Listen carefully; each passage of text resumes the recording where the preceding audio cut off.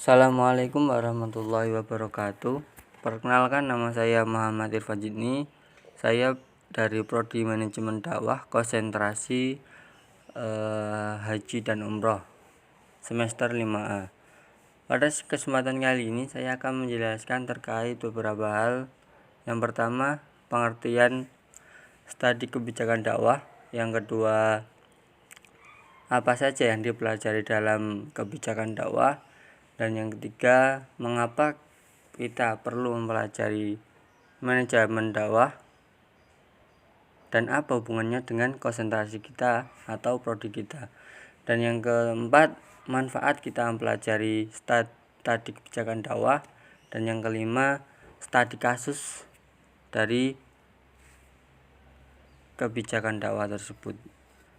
Oke, langsung saja kita ke pembahasan yang pertama, yaitu terkait pengertian kebijakan dakwah.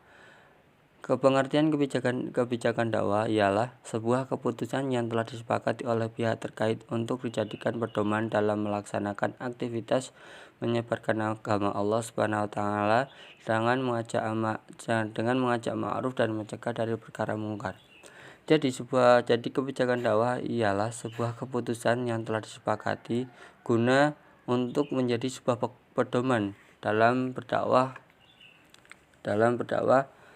agama Allah, yaitu dengan cara mengajak ma'ruf dan mencegah dari perkara yang mungkar. Kemudian, apa saja sih yang kita pelajari ketika akan membuat sebuah kebijakan dakwah? Jadi, apabila kita hendak membuat sebuah kebijakan dakwah, terdapat beberapa hal yang harus kita pelajari. Adapun yang pertama, yaitu perumusan masalah. Perumusan masalah merupakan sebuah memberikan informasi mengenai kondisi-kondisi yang menimbulkan masalah. Jadi permasalahan masalah ini memberikan informasi terkait masalah apa yang sedang timbul dalam masyarakat, dan dengan begitu kita akan mudah untuk membuat sebuah kebijakan terhadap masalah tersebut. Dan yang kedua yaitu forecasting, yaitu memberikan informasi mengenai konsekuensi di masa mendatang dari diterapkannya alternatif kebijakan dan termasuk apabila tidak membuat kebijakan. Jadi dalam forecasting ini harus memberikan informasi terkait apabila kebijakan yang akan diterapkan memiliki dampak apa, dan apabila tidak membuat kebijakan juga memiliki dampak apa.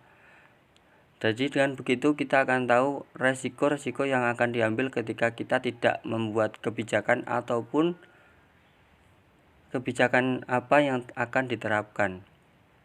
Dan yang ketiga yaitu rekomendasi kebijakan, yaitu memberikan informasi mengenai manfaat bersih dari setiap alternatif dan merekomendasikan alternatif kebijakan yang memberikan manfaat bersih paling tinggi. Jadi dalam rekomendasi kebijakan ini memberikan informasi setiap alternatif yang memiliki manfaat bersih dalam sebuah mengambil keputusan atau mengambil kebijakan.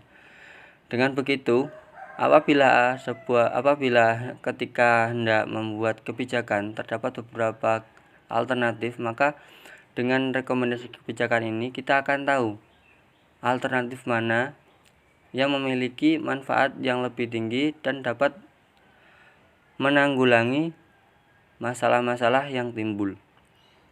Dan yang ketiga yaitu yang keempat yaitu monitoring kebijakan, yaitu memberikan informasi mengenai konsekuensi sekarang dan masa lalu dari diterapkannya alternatif kebijakan termasuk kendala-kendalanya. Jadi setelah kita menetapkan alternatif untuk mengatasi masalah tersebut, pada tahapan monitoring ini memberikan informasi terkait kendala-kendala terkait kendala apa saja ketika kita menerapkan kebijakan yang telah kita kesepakati. Dan yang terakhir yaitu evaluasi kebijakan. Evaluasi kebijakan yaitu memberikan informasi mengenai kinerja atau hasil dari suatu kebijakan.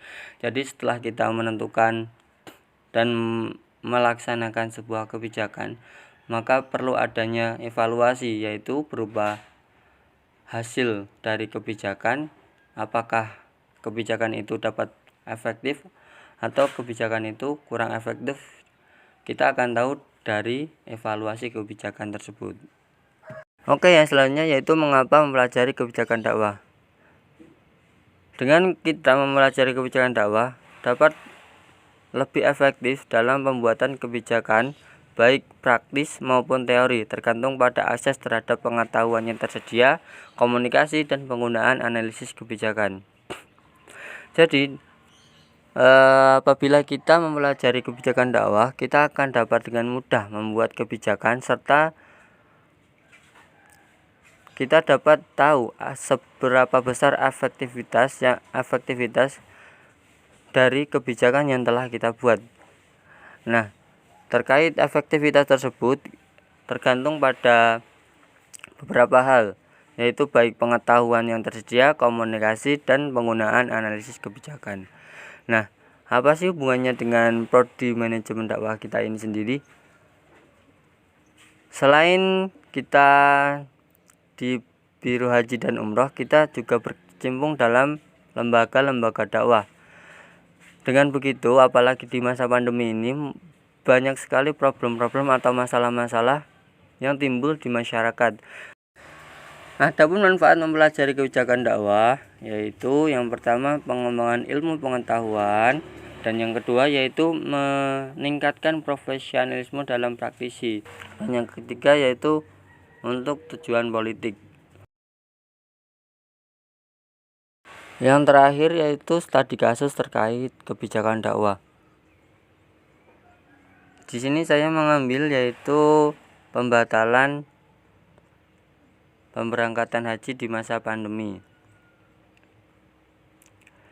Pemerintah Kearaban Arab Saudi pada tanggal 12 Juni 2021 yaitu bertepatan pada tanggal 2 Zulkaidah 1422 Hijriah telah mengumumkan keputusan penting yang ditunggu-tunggu umat Islam sedunia.